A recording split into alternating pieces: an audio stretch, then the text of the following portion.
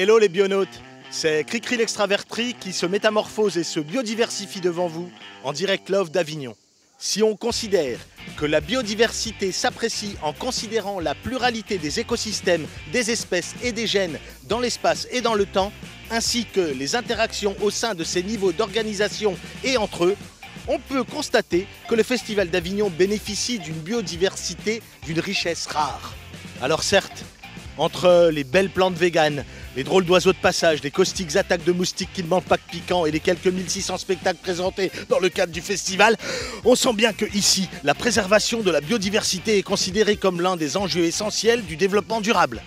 Prévu en juin 2019, le nouveau tram d'Avignon couvrira une surface de 12,5 hectares, dont 25 000 m² de plateformes vertes, soit l'équivalent de 4 terrains de foot et de 17 000 m² de massifs plantés. Cet aménagement nécessitant la coupe de 240 arbres, la contrepartie sera de replanter 4 arbres et 350 arbustes pour chacun des arbres abattus. En revanche, il serait vertueux et nécessaire qu'à la place des affreux panneaux publicitaires qui polluent les entrées de toutes nos villes, un itinéraire de découverte sur la biodiversité soit mis en place. Parce que, comme le disait si justement Charles Darwin, les espèces qui survivent ne sont pas les plus fortes ni les plus intelligentes, mais celles qui s'adaptent le mieux au changement. Que s'est-il passé dans cette vigne abandonnée ce 7 août?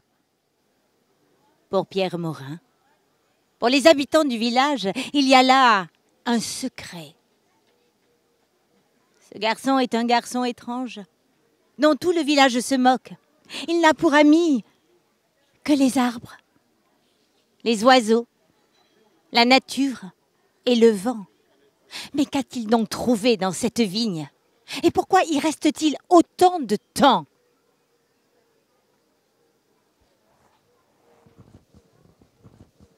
Sans doute un trésor. Mais quel trésor?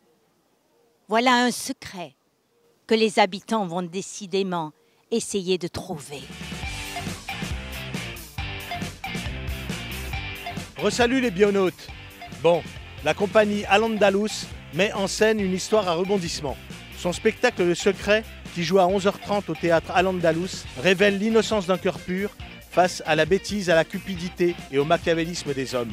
Ce moment de jubilation poétique, où l'amour de la nature et des animaux tient un rôle essentiel, nous rappelle que c'est par des petits gestes éco-responsables quotidiens que la patrie des droits de l'homme pourrait devenir la terre happy du tri. Et pour y parvenir plus aisément, je vous invite à pousser avec moi mon cri-cri de guerre. 1, 2, 3, le tri ça n'a pas de prix. 1, 2, 3, le tri ça n'a pas de prix.